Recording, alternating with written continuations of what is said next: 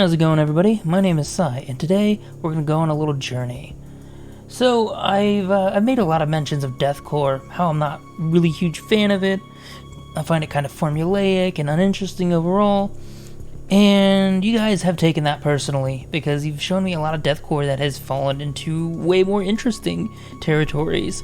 Since I've made all this business about deathcore that I've not really liked so much, I've checked out Whitechapel's The Valley, Brand of Sacrifice's Lifeblood, and the new album from Darko US, as well as some singles from other bands here or there.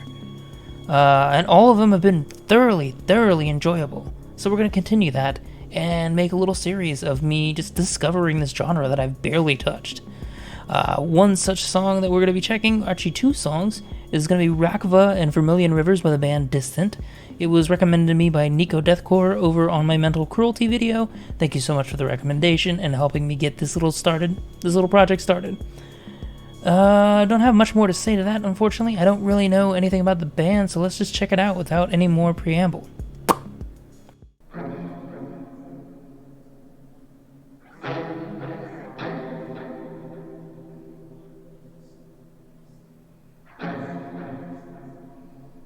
Okay. Got some pretty dark visuals already. It's to be expected with the genre. I like how they called this song a ritual, though. Gonna get some creepy paganistic shit in here? What we got? It's kind of cool, out of tune, really low guitar. Almost like an 8-string being strummed with no effects. Very interesting.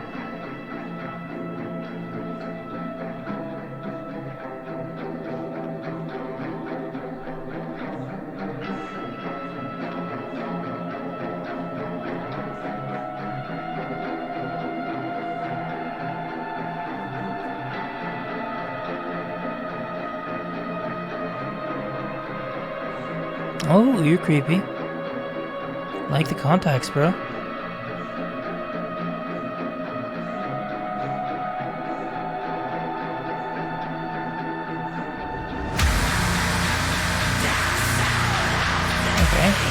Jumping off with those gnarly eyes. Very far in the distance, very black metal.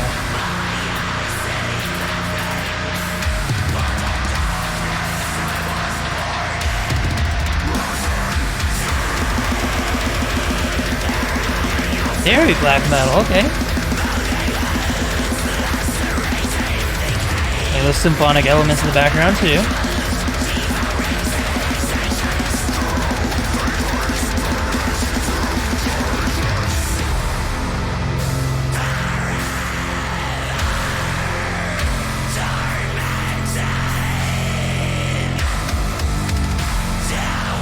Guitar tone is fucking thick, dude.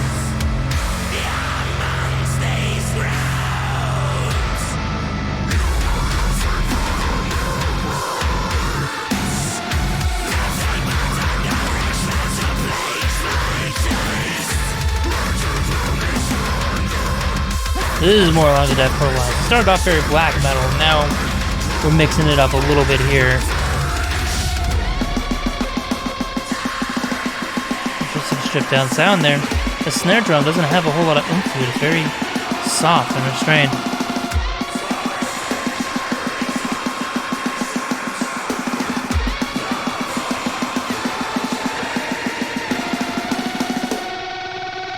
Kill. Murder.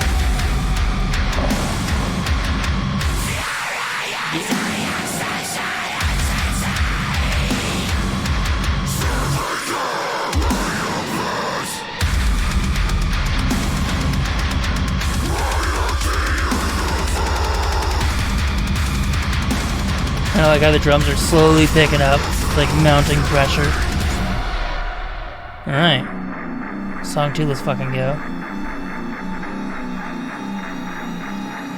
Very clean transition.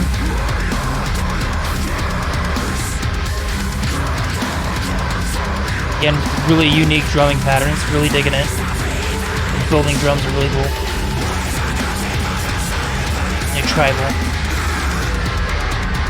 I love the visuals here too.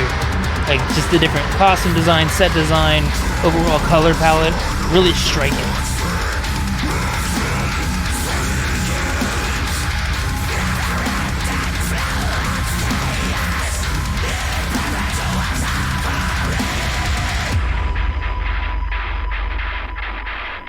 Death 2.0 or 3.0, whatever we're on now.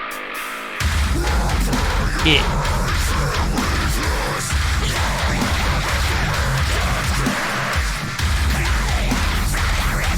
Alright, we got some kind of kill switch elements there. Bringing some more chaos in there. Ooh. Like that.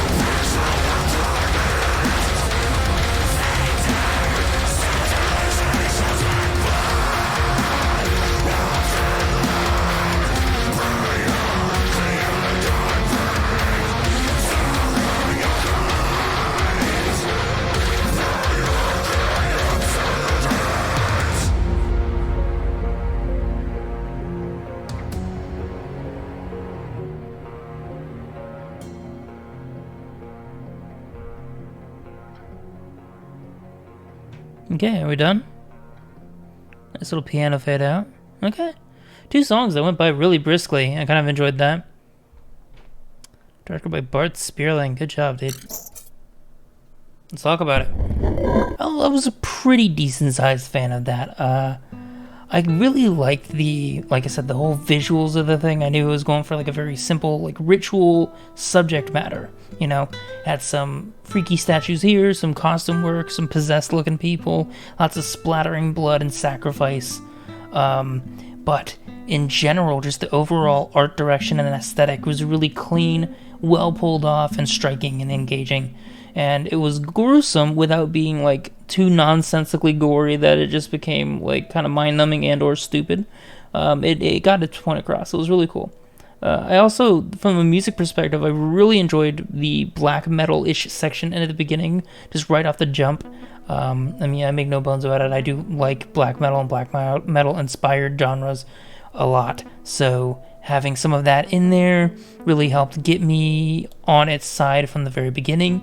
And overall, there's a lot of different elements in here, but it does retain a very strong standard kind of like deathcore aesthetic, but I think it's really well pulled off. I think the vocalist for sure is a standout here.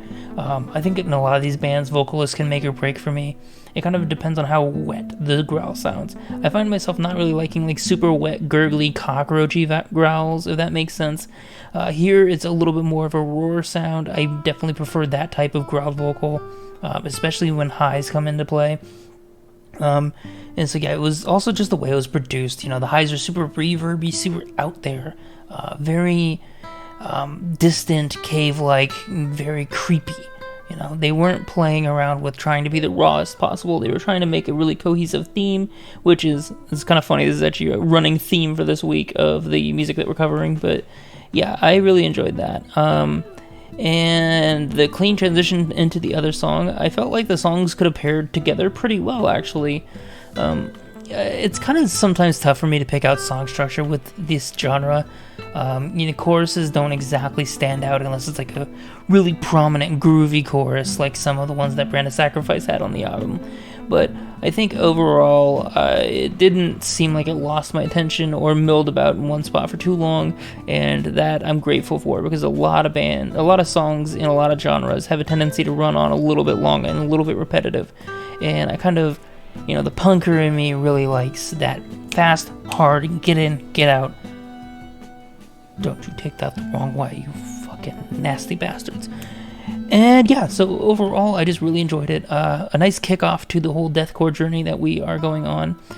To continue that, I will have an album review of Darker US coming either later this week or in the weekend at some point before I start covering the rest of my Justin Bonnet's material. Probably already have Gojira out by this point, but I just filmed it as well. And yeah, so overall, thank you so much for showing me this, guys. Let me know in the comments what other deathcore I need to check out. I will not ever guarantee that I'm going to get to every single comment. Some stuff is going to be left by the wayside. It is what it is. Just keep on leaving it there, and I will try my best to get to some of it.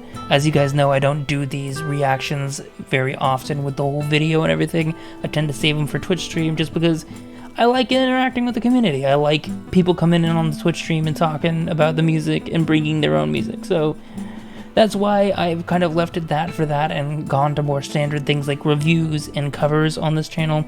I will be expanding it to other media as well at some point, so if you see like a gaming video or like a film video pop up here, don't be shocked. I promise it's never going to replace anything.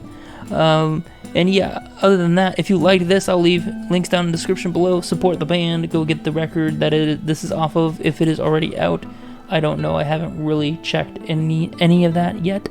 I like to leave myself really raw, not having any idea what the fuck's going on before I do these reactions. And for me, Linktree is down below, has my social medias, you can keep updated and get into contact with me if you need to, as well as join the community on Discord, who we got like a lot of guys who bring in like art, music, stuff that they've made, stuff that they're into, etc. You can join that, be a part of that, as well as interact with me from time to time. I try to be pretty active on there. And outside of that, thank you guys so much for watching, and take care. I don't know how I got, like, at the beginning of my channel, I was, like, punching the camera, and I've slowly softened to, like, a peace sign. I don't know. Like, next time I'm gonna give you, like, a hug. Like just come here.